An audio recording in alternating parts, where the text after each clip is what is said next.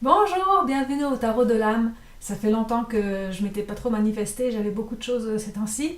Alors j'ai reçu une question qui était assez longue, je vais la synthétiser de la façon suivante. Je suis prise avec la fibromyalgie et j'apprends à vivre avec mes douleurs et ma fatigue. Malgré mes nombreux projets artistiques, il me manque une petite flamme. Je ne retrouve pas la motivation, la joie intérieure. J'ai une tristesse, des regrets, je me cherche. Alors, pour cette personne, j'ai tiré 3 cartes. La première, c'est celle-ci.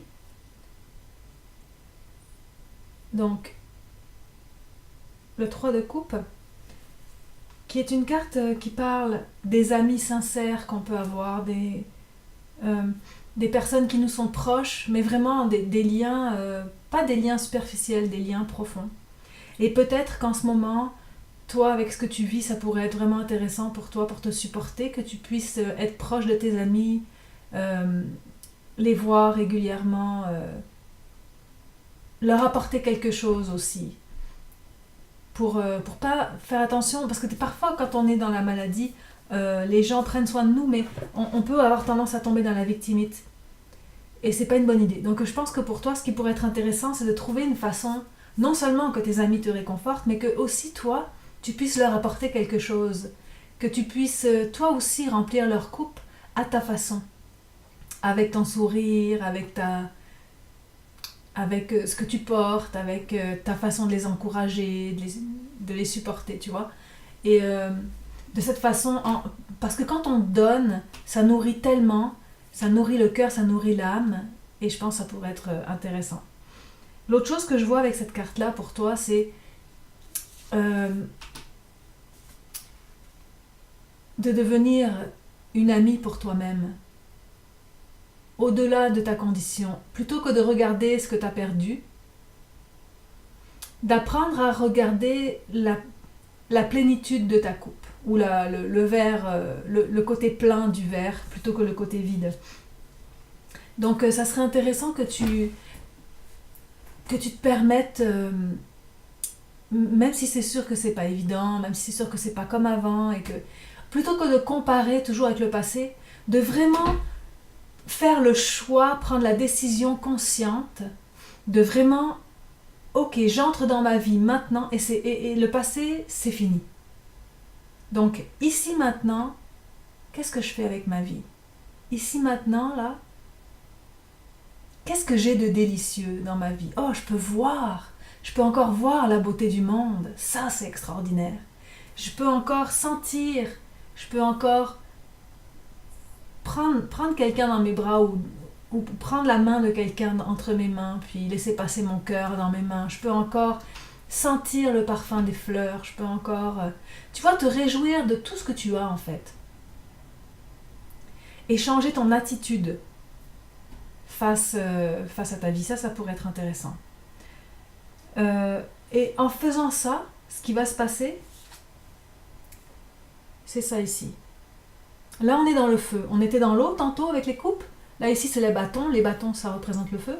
Alors, le 6 de bâton, c'est une carte de succès, de victoire. Une carte qui te permet, comme le papillon, de t'élever au-dessus du chaos, au-dessus de ce qui ne fait pas ton affaire. Tu vois, il y a plein de branches tout emmêlées. Je sais pas si tu vois bien, mais plein de branches emmêlées. Et le papillon, en plus, il est magnifique, il est tout bleu. Il s'élève au-dessus de tout ça et il prend son envol. Alors, moi, ce que je vois pour toi, là, c'est de faire un choix, vraiment, vraiment de faire un choix que, même s'il y a des choses pas évidentes, même si, bon, bah, ça prend cette forme-là pour toi, actuellement, dans ta vie, dans cette vie-ci,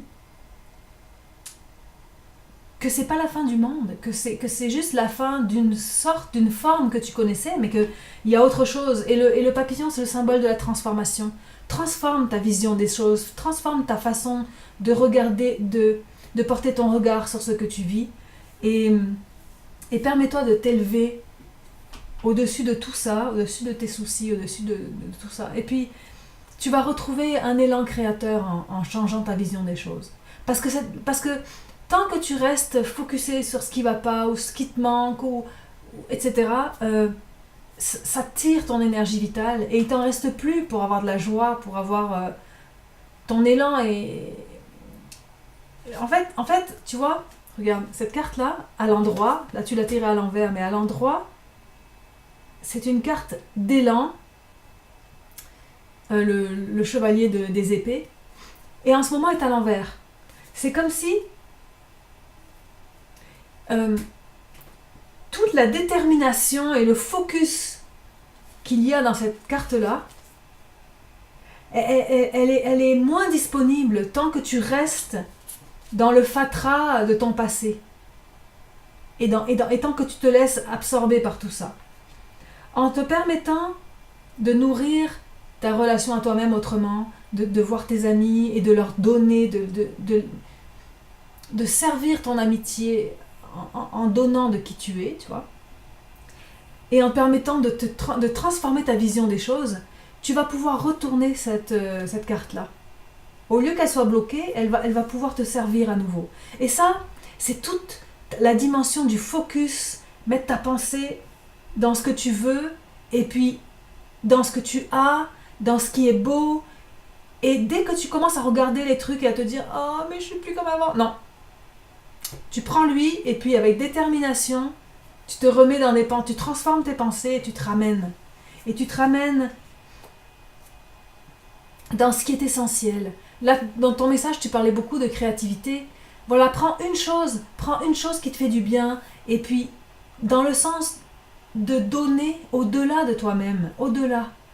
Donne pour faire du bien à toi puis aux autres aussi. Donne pour nourrir ta communauté, donne pour nourrir l'âme autour de toi, des gens qui sont là. Donne pour...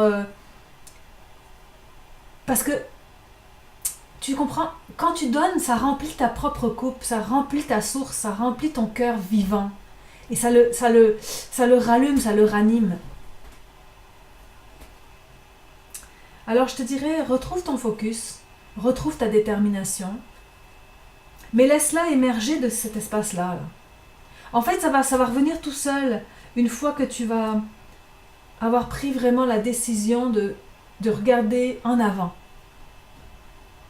Résolument regarder en avant, résolument regarder toutes les belles choses que tu as, dont tu disposes, et t'appuyer là-dessus pour construire avec ce que tu as quelque chose de beau. Même si c'est quelque chose de tout petit. Un diamant, ça n'a pas besoin d'être gros pour être très très lumineux. Alors tu vois, ça peut être quelque chose de tout petit et de délicieux. Tu peux décider que, bon, tu peux pas bouger beaucoup, ou je sais pas moi exactement ta condition, mais peut-être que tu peux, t'aimes écrire de la poésie, ben peut-être que tu peux créer une chaîne YouTube et puis lire tes poésies ou les réciter à haute voix sur une vidéo pour enchanter les gens autour de toi. Peut-être que tu peux décider de parler aux gens de ce qui est important pour toi et de leur enseigner des trucs. Je sais pas moi, mais il y a des choses que tu peux faire, en tout cas c'est sûr. Et en changeant ta façon de penser, en retrouvant ton élan et en transformant ta vision des choses, je pense que tu peux beaucoup transformer ton état aussi. Puis ta joie de vivre va revenir.